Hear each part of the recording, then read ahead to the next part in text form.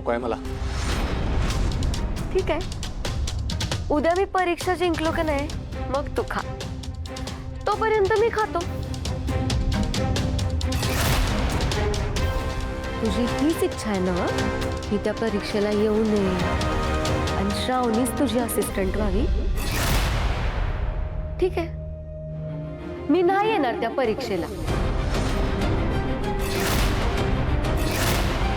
की श्रावणीच तुझी असिस्टंट होणार, मला नाही काय फरक पडत. मग कशाला आलतीस इथं तमाशा करायला? कारण मला तुला दाखवायचं होतं का मी तुझ्यासाठी काय काय करू शकतो. आणि बायकोच्या नात्यानं तर मी तुझ्यावर हक्क गाजूच शकतोय, हाय का नाही? स्वीटे, पास कर. अरे खरंच सांगालोय मी, तुझी मनापासून इच्छा आहे ना श्रावणीच असिस्टंट व्हावी, मी तिथं परीक्षेला येऊ नये, मग समजा तुझ्या मनासारखंच होणार. होय, पण माझी एक अट आहे.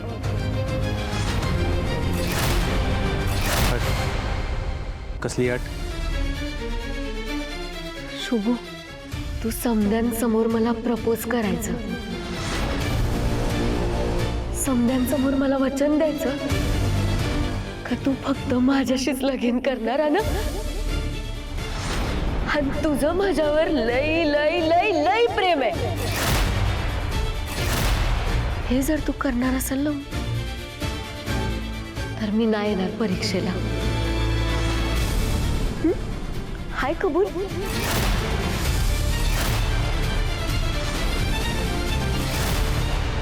स्वीटे, आज मला खात्री झाली तुझं आणि माझं काही बी जुळत नाही. तू मला ओळखलेलाच नाहीस. आता ना तू अभ्यास करूनच ये, कारण परीक्षा लय अवघड असणार आहे. त्यामुळे लय नीट विचार करून ये. श्रावणी मॅडमाने तुला सहज हरवावं अशी माझी इच्छा नाहीये. तुला हरवताना त्यांना त्रास झाला पाहिजे, त्यांचा प्रतिस्पर्धी कसा ताकदीचा पाहिजे, कारण श्रावणी मॅडम बेस्ट आहेत. होय, त्या श्रावणीची टेप वाजवणं जरा बंद करशील का? कधीच नाही, कारण श्रावणी मॅडम तुझ्यासारखा विचारच करत नाहीत. जमेल तेवढी मेहनत करतील, पण जिंकण्यासाठी कधी आडमार्गाचा वापर करणार नाहीत. एवढा विश्वास आहे तुझा तिच्यावर? सगळ्यांपेक्षा जास्त विश्वास आहे. ठीक आहे, मग आता तर तुझ्या श्रावणी मॅडमला सांगच, हरायला तयार राहा,